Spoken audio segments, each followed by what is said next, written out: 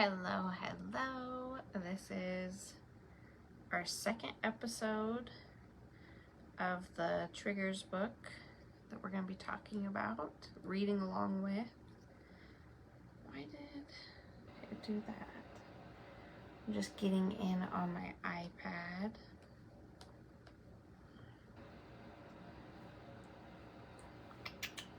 Getting on my iPad. Let's see here. So I can share it to the group page, and then I didn't remind anybody about this live because I didn't know if I would get to it, but here we are. So the book we are reading as a group, or you're rewatching or whatnot, I did not brush this, so it's gonna be, my hair is gonna be crazy, is called How We Can Stop Reacting and Start Healing Triggers by David Richo. And the first episode, what we were focusing on was writing down like when we're being triggered and recognizing when we're being triggered. And I think that helped a lot. Every time I was getting triggered, I was kind of like doing that thing where it said tell yourself like you're in charge of your emotional response. So that when I was being triggered, I was like, I would look at the situation and then I would tell myself, and sometimes I would even say it out loud. Like, I don't know if you guys watched the last live where we were selling crystals, but the last live there was a lot of glitches with our internet, and I don't know if it was just Facebook or the internet, but I kept telling myself it's fine because I can't control this. I'm in charge of my emotional state. It'll be fine. We are on page 18 of this book. I guess I'll click into here just in case anybody does happen to hop on. It doesn't let you do that thing where you can like tag people quickly anymore. I don't know if they took that away or what. But we are on page 18, triggers, and it's real and imagined triggers is the spot we stopped at. So I'm just gonna go ahead and get started since it's already 9 o'clock. We just got out of the shower. So when we know we are triggered by something unique to us or universal, we are on the lookout for it. This high alert style may lead to our imagining what is not really there. For instance, we might judge others unfairly because we are basing our attitude or behavior on a faulty suspicion. Here is an example. Pascal comes from a family in which people did not have his back. His parents did not stand up for him, nor did they step in to protect him when needed. This leads to Pascal to be overly sensitive about whether his friends and partners can be trusted to back him up. On one occasion, he imagined that they did not come through for him when they actually did. At a party, a coworker, Cole, was saying that Pascal had more talent than fit the job he was in. Cole was encouraging Pascal to look for work that would take advantage of his full range of creativity. Pascal's friends and his wife, India, heartily agreed, but Pascal felt Cole's comment as a put-down. He felt hurt that India and his friends did not speak up for him, but agreed with Cole. At home, he projected blame on India. Interesting. The things that we are triggered about, like, it's so interesting to think about your triggers and why that is a trigger. Like, noise has been such a trigger for me today. And I came from a very noisy house. I just wanted it to be like a little bit quiet today. Often blame in relationships is based on misunderstandings or imagining a trigger that was never really pulled. In addition, blame is often a cover-up for grief, and grief is what Pascal was actually feeling. When India explained, Pascal realized he had it wrong. He then found comfort or relief, but that does not help him identify and work with a deeper pattern behind his trigger reactivity. Only salve it. Pascal still needs help finding the useful path from painful triggers to personal work. Yes, we need this. Help me. Some triggers are based on reality, some are based entirely on illusion. For instance, fear creates a distorted version of reality, something like the way the world looks to a colorblind person. We might react with a paranoid fantasy or believe to something that is not really a danger. We are triggered by something that is not happening, a situation like the one we saw in the example of Pascal and Cole. Here is a personal example of how fear triggers and misleads. Once I was looking out my window into the backyard of my house in Duxbury, Massachusetts. I saw my cat, Keith, in distress mode, strongly arching his back and fiercely hissing. I saw no danger and wondered what was he reacting to. When I looked out another window, I realized what all the fuss was about. A gentle-looking Cocker Spaniel puppy had wandered into the yard. Not only did the puppy pose no threat, he also didn't even see Keith. So all the cat's gyrations and adrenaline reactions were in vain. Keith was triggered into fear mode when there was nothing fearsome happening. I remember thinking that the whole scene was a metaphor for some of my own fear reactions. My story shows that we, like the scared cat, can misread some triggers. Could it be that all our triggers are Cocker Spaniel puppies? Could it be that we are like Keith, afraid of what isn't harmful, and perhaps the things she was afraid of would have only wanted to play? Likewise, we too might feel fear at times, even from a position of safety, normally for a cat and for us. This kind of is interesting too, because I've been reading the book. I think it's I Am Brave. I think that's what it is, with Cutler. And it talks a lot about fear and like nervousness to try new things and like having to be brave. Like, that's kind of interesting. We too might feel fear at times, even from a position of safety, normally for a cat and for us. So are we all just cats? Are we all just cats being triggered out here? We're all just orange cats, because I like the orange cats. We're all just black and orange cats roaming around hissing at everybody.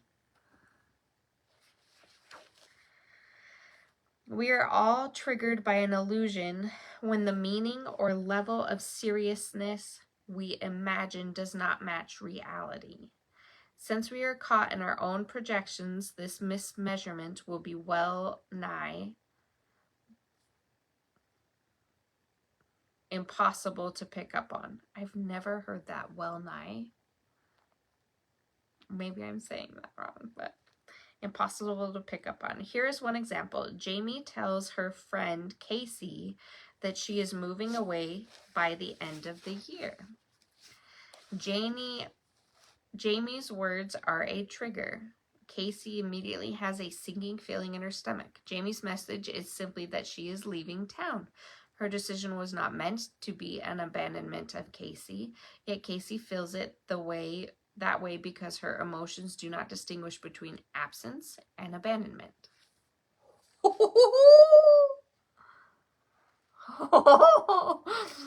Oh.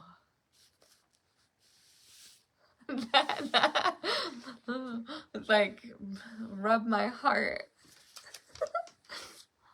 Why did I have a reaction like that? Because that is a trigger.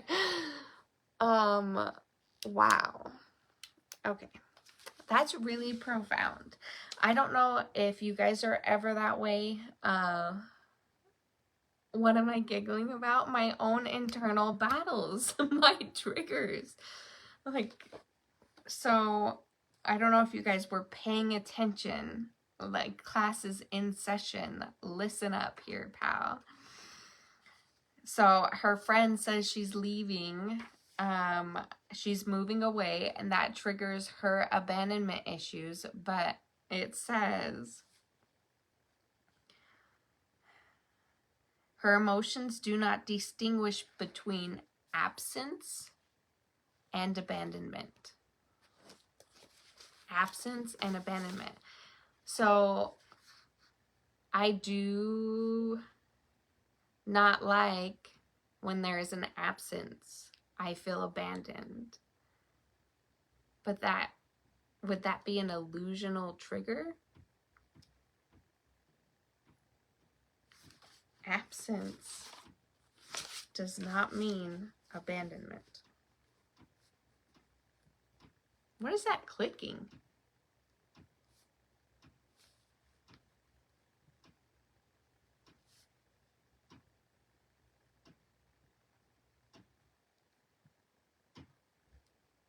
Absence is not abandonment. I can't stand it, like, especially if we're like not getting along and then he takes an absent, like he takes a leave. Like, that is so triggering to my abandonment issues. But when he takes his space, I need to be like, absence does not mean abandonment. So I really liked when I was being triggered the last 2 weeks, because we skipped last week, that I was able to know I was being triggered in the moment, and then I was able to tell myself I'm in charge of my emotional response, so that I wouldn't be so snappy. I mean, I'm not perfect. I still was a little snappy. That, I mean, I am a woman. Not to be sexist that way, but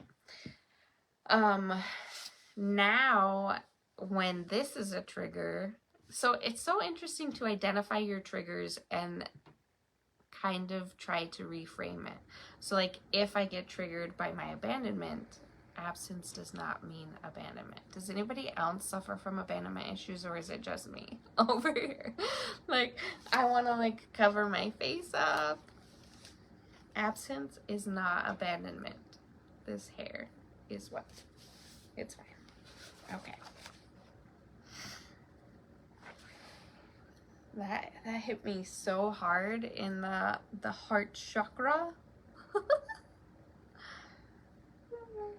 Okay. We shall move on. Sorry, y'all. Any leaving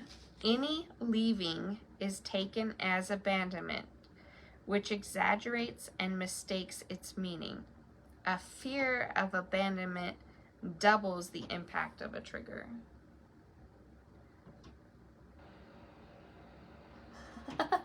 No. The lady has issues because she's got abandonment issues. Like, are you not listening? Pay attention.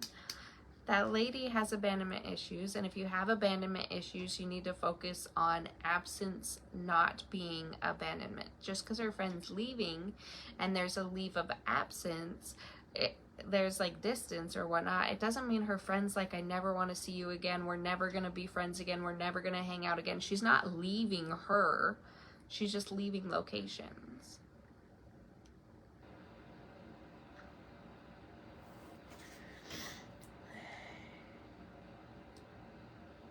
Okay.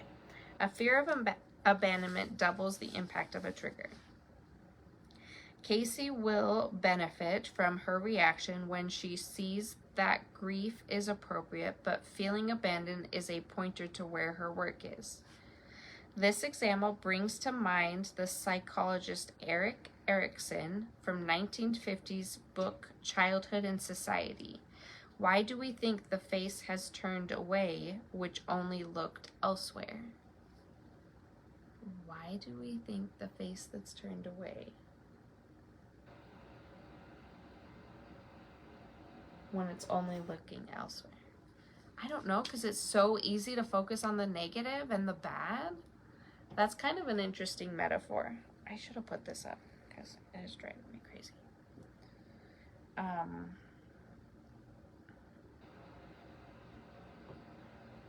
don't know. Everyone's been through a ton of trauma, and so it's easy to think that people are talking poorly about us or are wanting to be away from us. I don't know. I'm not a psychologist. In a second example, the illusory interpretation of an experience is more subtle. Rocco is single, though he wants to have a partner. He is trying to sublet his apartment for 6 months while he's working in another city. Prospective renters come to view his place, but they choose other apartments. He is triggered into a worry or panic. He realizes that he is to leave soon and thinks, I still have no one. That phrasing can be a clue to Rocco that somehow he is mixing up a business transaction with relationship concerns. He is feeling rejected by the viewers who did not choose him when actually they only did not choose the apartment. Oh, he's internalizing it. Rocco can work on how his sense of isolation or unworthiness has contaminated what has to be seen as a straightforward business enterprise.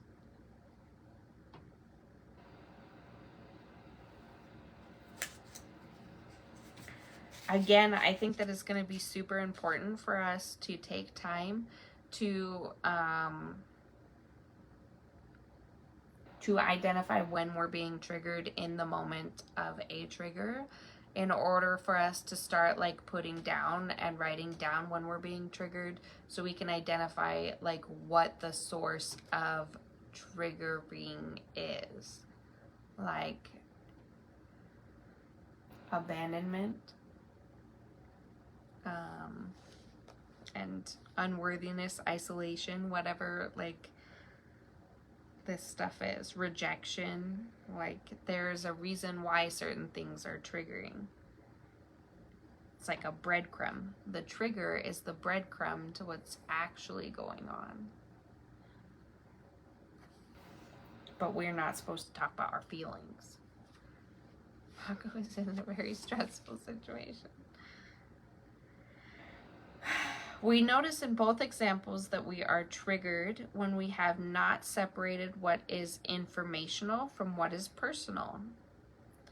Likewise, in both examples, grief is appropriate, and the triggers help us look at our personal work. When a trigger accomplishes that nudge towards self-reflection, it is a true boon, whatever that means.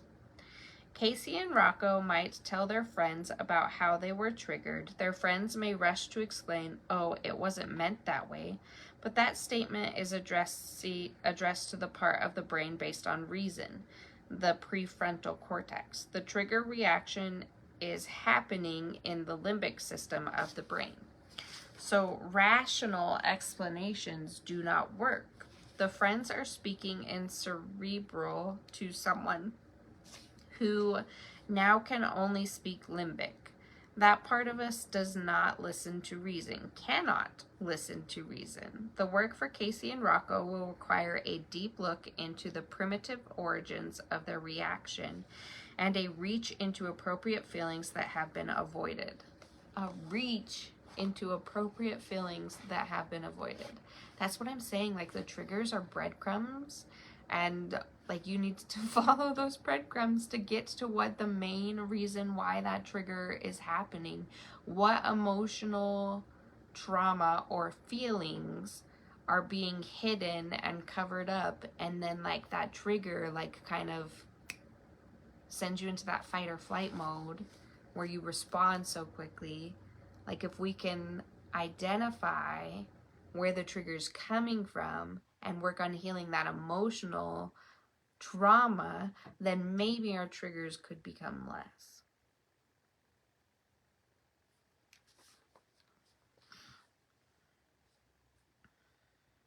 As a final observation about our exposure to triggers, we could recall Aristotle's comment that we feel pity and fear when we are spectators at a stage tragedy. We are indeed triggered while watching plays or films. We notice ourselves reacting as if the events on stage were happening to us. That's like an empath. We amp up or tear up based on what we see on the screen, but the story is actually our own. The drama has moved into us, unfolding robustly in the theater of our own wounded hearts. Don't call us out like that. That's so rude. So, are we identifying with shows and that's why we get emotional? I'm never watching another show again. Oh. Yet we can react with feelings and then not have to engage in follow-up behaviors. At a horror movie, we feel fear, but we stay seated and we get over it when the next scene opens. Tears flow when the characters of a film endure misfortune, but we don't collapse in despair. We become angry as we see them enduring injustices, but we don't protest or retaliate. This reminds us that we do have it in us to react to a trigger without having to act on it. The blood and baseness of our natures would conduct us to most precipitous conclusions, but we have reasons to cool our raging motions. That was like a quote from Shakespeare, but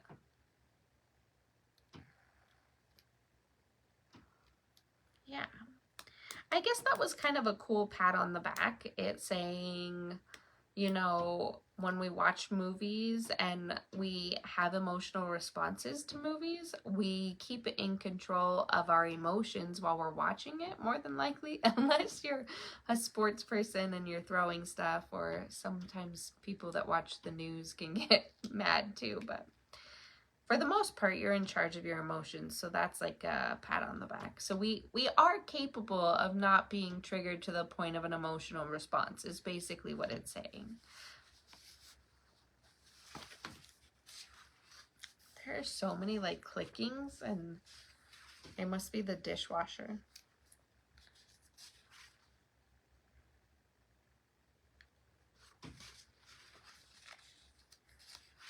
I don't know where I want to stop at. Okay. When the trigger is inside us. That's this next part on page 21. A trigger can rouse us from the outside, what people do or how events provoke us. But sometimes the trigger is not in the room.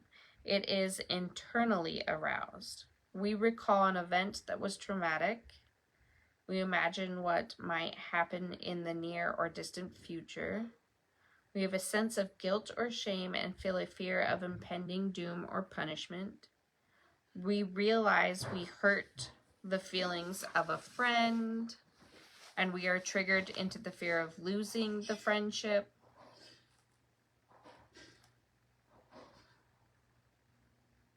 Troy's getting nice. All of this might be illusory, of course. We would have to check with our friends to find out if what she is feeling matches what we are believing. Here is an example that shows how an internal trigger can connect to our childhood. Let's not. I don't want to. Let's say that our boundaries were continually crossed in early life. Yeah, let's just say that. Including by having been abused. Oh, that's great. I like where this is going. On cue, like Troy's just dropping everything. Are you okay? What is wrong with him? Okay. He's even watching and is being loud. Including by having been abused. This leads to a shortening of the spectrum between being asked to fulfill a person's needs and feeling it is a demand. Without that background, the spectrum is wide. We easily see the difference. A friend asks for a favor, some form of support. We might hear her asking as demanding because of our habit of seeing these two as synonymous. Wait a minute.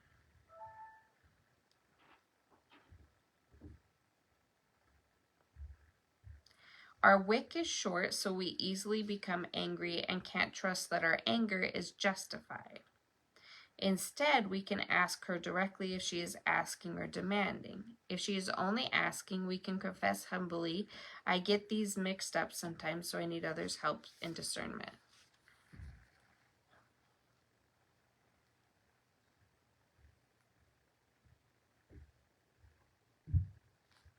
Interesting. Here is one more example of the spectrum experience. We were not given healthy attention in childhood. Like, what? Can we not? Only scrutiny, not watched over but patrolled. Oh, this book. We did not feel supported but rather inspected. Sorry. What happened? I dropped my cup. Did you drop all the ice too? Like a couple pieces. Oh. You could sit here if you wanted. On the couch. Okay.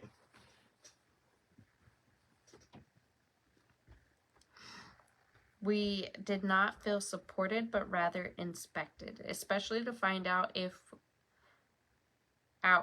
we're staying on the straight and narrow. Later in life, we might fear attention. No matter how sincerely it is given to us, our spectrum of attention from healthy, caring, concern to unhealthy scrutinizing has been cut short. We are able to feel only the negative end of it, the familiar end. Now, all forms of close attention are triggering. We feel threatened and we react with the same fear we felt in childhood.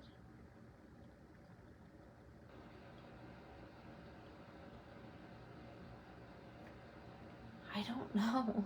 I don't know. Like, it makes you think. I don't know. This is why we need to keep writing down our triggers. This leads us to the following question. Who is triggered? Is it not the woman who has become a brain surgeon and runs her department at the hospital? It is the little girl still inside her who was told over and over again how inadequate she was and would surely remain. It is not the man who has become a Buddhist monk and is trusted by his people to oversee many important tasks skillfully. It is the little boy who was controlled in his every move and trained not to trust himself. The little one inside us has had her or his amygdala trained into fear, shame, and a sense of inadequacy before we have boundaries to fend them off. This child within is the one who is triggered. The big adult in the world is still often at the mercy of those internal conditionings, no matter what her or his accomplishments, intelligence, or even self-confidence is. We might trigger ourselves in some of the following ways. You got a checklist, y'all? You got yourself a pen and paper? Want to write down how many tallies we get? Ow. Ow, ow.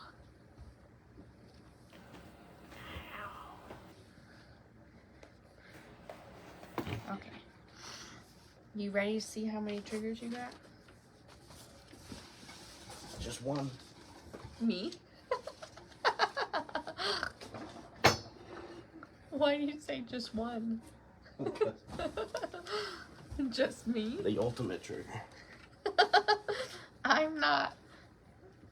Like, there's a reason you're triggered. Okay. Here we go. Feelings arise in us, especially when they do so suddenly, surprisingly, or beyond our control.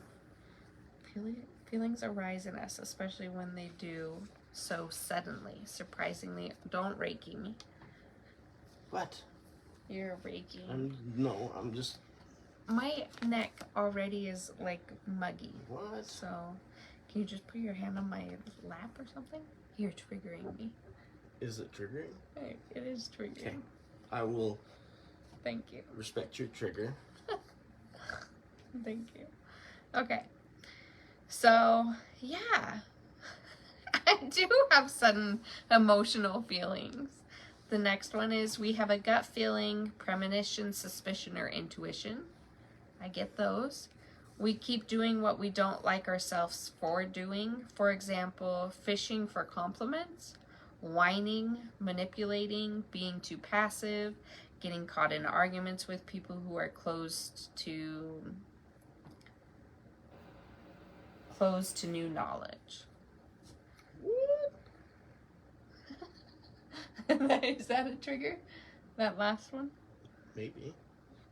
We can be triggered by our own sense of obligation. This can lead us to choices that do not reflect our own deepest needs, values, and wishes. I just think Rocco was stressed. Are you identifying with No. Rocco? That was so long ago. I'm not identifying with Rocco. I feel for the guy. That's it. I mean, stressful situation, and he's just doing his best. You're gonna make me lose my... He's just, keeping on. We feel ashamed because we have disappointed someone, especially if it happened because we did not keep our word. Ooh. Mm? Do you got that one? Is this a list of all of the triggers? This is an examples of triggers. We feel shame. Can you be quiet so they can hear the book? Yeah, no. An inner critic can trigger us into self-doubt or self-blame. Can be very critical. That's what I'm saying. You can be, yeah. Very. Are you critical on yourself? Oh no. I will Absolutely. I will share my emotions of what I'm. If you would like to share your emotions, you're not gonna identify my emotions. Pal, if you would like to share something with the class, go ahead. No, I'm just saying. Okay. I clearly don't do that. A memory of a traumatic event, a mistake we made, something we did that we are not proud of, sits in us as regret, and that may trigger us to blame ourselves or, when appropriate, to make amends. A memory of a happy event or word of wisdom comforts us in times of difficulty or pain. I do like that there are happy triggers. If we did not let go of our caretaking style towards our adult children when the time for it came, we might not be triggered by their independence from us or by their personal issues. If we did not let go of our caretaking style towards our adult children. Eek. Fears and phobias can be triggers into actions or rituals that we believe are useful when they may not be. A dream can trigger us both during the dream and when we awaken.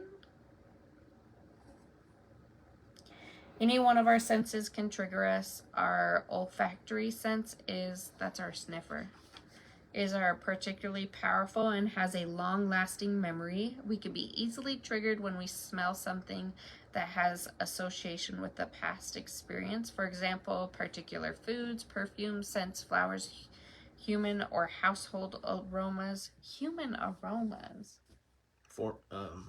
Pheromones. Unpleasant odors. I don't think it's talking about pheromones. You're trying. I guess that's a good trigger, right? I don't know no worries. You said people smell, so Maybe that's something. Some triggers arise from our unconscious. Unconscious.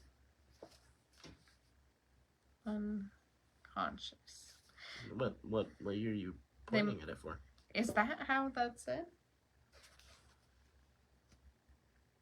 Consciously. It doesn't even have an L or a Y.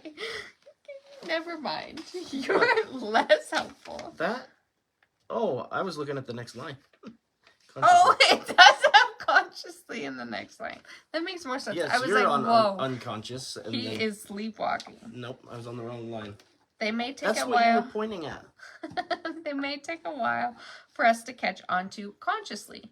They are based mostly on transference. This means unconsciously transferring onto a person in the present. The feelings, expectations, or beliefs about a person from our past. Someone comes along who has the qualities and sometimes the looks of the parent, with whom we still have unfinished business.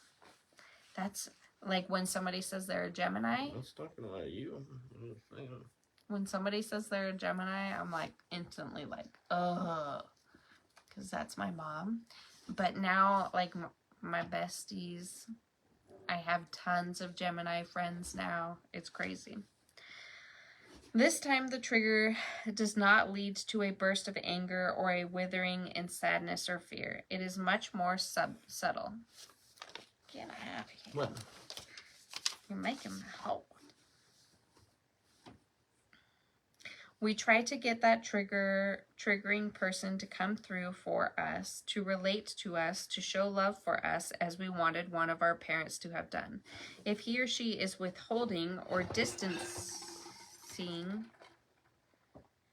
we are triggered and then might react even more badly in our demand on him or her. We use every crafty trick we know, every subterfuge we can pull off to commandeer him and her to fulfill our needs. Here is the contradiction, however. At the same time, we subtly train the other person to be more and more like our parent. You're trying to train me? Are you trying to train me? No, dude. You never gonna break this wild stallion. You just ain't gonna happen. There ain't no training. Which could mean he is being more withholding. We train him to... You ever seen Spirit? Oh my gosh, can you... That horse? Yeah. Just saying. Okay, babe. Your spirit. Unbelievable. We stay while we... You know they're making a second one, I think. Wait. Sorry. While he is stingy, so we can see Dad's stinginess again. We may then reduce the size of our requests, finally begging for just a crumb of connection. Then, by the grace of a sudden enlightened moment, we realize how that person is indeed just like Dad, and we understand what all the fuss we have been making is really about. Awareness releases us from the transference of the past. Can you stop? Onto the present. Stretching. We see how today's trigger harkens from the past. We see how our past has strong-armed its way into our relationships in the present and how we become triggered and hooked. A major internal trigger reaction is grief, expressed or unexpressed. This trigger is well illustrated in the following scenes from the TV program MASH. I've seen some of those, but I've never watched the whole series. The medical unit's commanding officer, Colonel Sherman Potter, is aware that his soldier patient has awkwardly attempted several times to unalive stuff. One day, the colonel finds the soldier in the empty operating room fumbling with the anesthesia machine. He is trying yet again. The colonel is triggered into anger and seizes the hose and mask from the soldier's hand. He then turns on the machine properly, pushing the mask onto the private's face and says, "You've screwed up over and over, so now I'll show you how to do this right. You want to... This is horrible. Let's do it." The soldier is triggered into shock and fear. He pushes the mask away, shouting, "Are you crazy? Get away from me." But the colonel keeps at it, though never intending to harm him. Suddenly, the young man bursts into tears, and burying his face in the older man's chest, he cries like a baby. At this, the colonel tenderly embraces him and quietly says, "Good. The part of you that wants to live is stronger than the part that wants to not." Here, the poignant scene comes to an end. When I watched this episode, I realized something much more profound going on. I saw a connection between a really sad person and unresolved grief. A person is more likely to contemplate bad thoughts when he can't start grieving or can't end the grieving. Unresolved grief. We bottle up our grief at times, that is, can't start feeling it. We perseverate in grief at other times, that is, can't stop feeling it. Good grief. Could they write any bigger words? It's because it's like a psychologist or something. We repress it in a depressed state. We are possessed by it in a manic state. The soldier in the MASH episode finally allowed his grief to emerge fully. This freed him, probably for the rest of his life, from the need to destroy himself. The triggers of repressed or frustrated grief were no longer pointed at him. Instead, he was positively triggered into a resolution.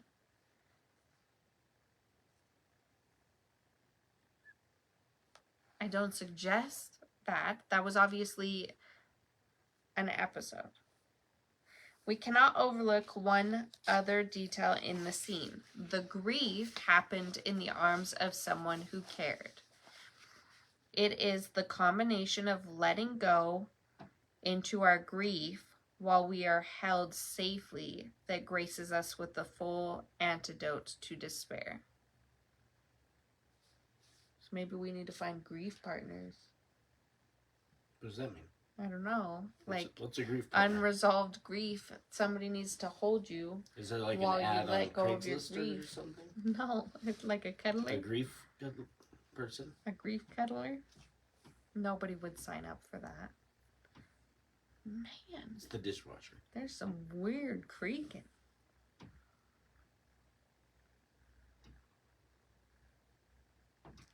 What a paradox indeed. Grief is our threshold into hope. Here's another quote from somebody smart. Only if someone has her arms around the infant can the I am moment be endured, or rather risked. And then this one says, inner demons.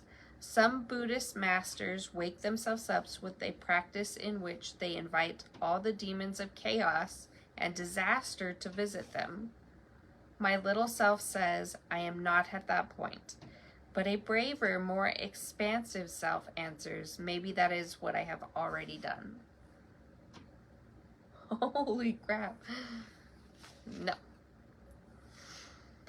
An inner demon is a metaphor for an irreconcilable, disturbing, and relentless inner conflict. Got plenty of those. This is another example of an internally aroused trigger. An inner demon has its origin in the past.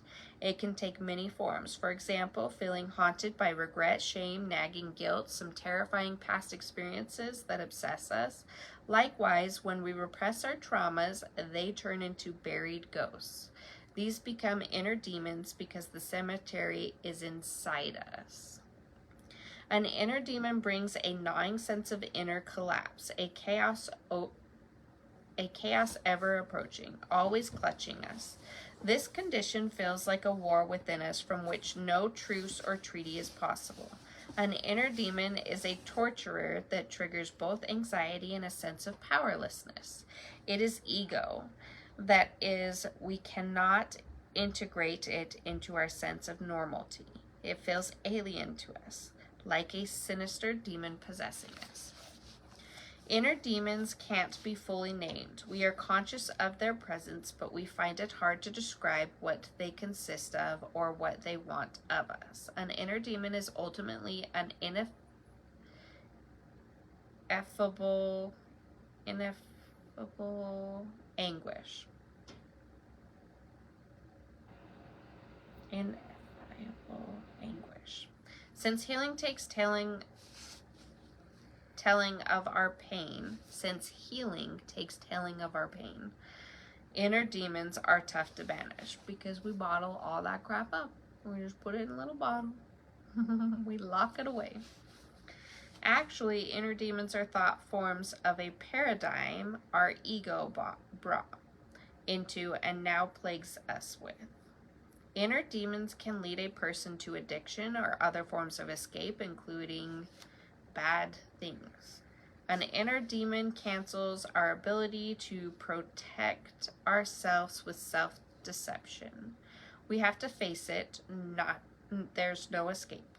Likewise, we may feel the demon knows us better than we know ourselves, but he knows us in an unsupportive way, the worst way to be known. I don't really like all this demon talk. I don't feel like identifying our emotions and our triggers as demons is great. but maybe I'm not the psychologist. However, inner demons are not aliens or threatening to the higher self, our larger life beyond ego. Our wholeness can accommodate what our conscious ego cannot. We activate this aspect of ourselves by feeling grief about whatever trauma was inflicted on us. If the demon is a regret about something reprehensible, we allow ourselves in the present to feel contrition for what we did. We ask for forgiveness for the past. We make amends. We commit ourselves to changing our behavior for the future. We love ourselves when we accept our own demons as legitimate players in our life's drama. Then even our instability and sense of incompleteness can be welcomed. We have to accept our shadow self. In the Buddhist traditions, the great teacher Milarepa tried at first to expel the demons from his home by finally conversing with them, and they were transformed into allies. Our inner demons can be transformed that way too. Some of our demons are based on shame. We can distinguish shame from guilt. We often confuse these two experiences. They are important in our understanding of triggers because, as we shall see below, each leads to a different reaction. Likewise, each has its own unique protocol for healing. Here are the differences. Guilt is about action or inaction, what we have done or left undone. Shame is about who we are. Guilt says, I did what is wrong or bad. Shame says, I am wrong or bad. Guilt includes the primitive belief that we deserve to be punished. Shame includes a belief that we are unlovable, worthless, to be. Guilt is a judgment or verdict. Shame is a feeling. Guilt can be a healthy response to our doing what is unethical. Shame goes back to early life when we were hurt and shamed without it being based on actual wrongdoing. Guilt usually is about something we are aware of. We know what we did wrong. Shame can't be fully named. We don't quite know what is wrong with us. Guilt has external effects. Shame is within us. Guilt has to do with what we have done to others. Guilt is about transactions with others. And shame has to do with how we come across to others. Shame is about ourselves, our sense of ourselves. Guilt can include either hiding or admitting. Shame includes fear of being found out and feeling vulnerable to being harmed. Guilt is culpability. Shame is self-negation. Guilt includes awareness of how others are impacted by our behavior. What are you looking at? Doing the thumbs up. Shame is It's not coming on your screen. That's okay. Shame is an awareness of our own inadequacy, not necessarily based on others' reactions or opinions. Guilt is triggered by our conscious. Shame can be triggered by criticism from others. Guilt helps us be mindful of others and of the social contract. Our sense of right and wrong keeps us on the upright path. Shame helps us avoid doing things that will turn us into an object in society or make us lose our freedom. Our fear of being shamed is a deterrent. Guilt includes an underlying sense that there is a way of freeing ourselves, such as confessing or being pardoned. Shame holds the sense that there is no way to let it go or be free of it. Guilt can lead to being contrite and to making amends. Shame holds the pain inside and may project it onto others to reduce one's own shame. Guilt leads to self-forgiveness once we have made our amends, and shame cannot let us forgive ourselves. Guilt opens into a path of redemption, and shame finds no release from regret. So shame is worse, right? I guess they're like sixes, but shame makes me feel worse. Guilt can lead to concern for others' feelings and rights. Shame can lead to depression or aggression. Guilt can show caring for others. Shame can become hatred of ourselves or others. Guilt can be completely removed by amends and self-forgiveness. Shame remains a wound until we grow in self-esteem and self-compassion. Guilt, I was guilty of being mean towards others. Shame, I am ashamed that I am the kind of person who would be mean. So it kind of seems like they're making it out that guilt can be easier to heal than shame. When I'm working on somebody with energy work, a lot of the times where I find the guilt or shame pocket. The heart. No. Oh, yeah. Nice try.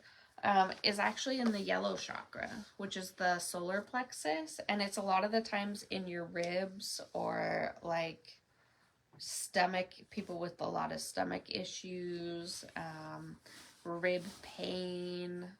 Usually when it's on the left side, I'm getting like a lot of aggression and anger, but usually when it's on this side that I'm having trouble, it usually tells me like there's some shame or guilt stuck on the right side, but in the solar plexus, which makes sense because our solar plexus is where we have like our willpower, our strength, our confidence, our self-esteem. I guess to the heart, but you makes sense. Can have, it's close. You can have some guilt or shame in your heart chakra too. I'm just saying a lot of the times when I work on people, it's in the solar plexus.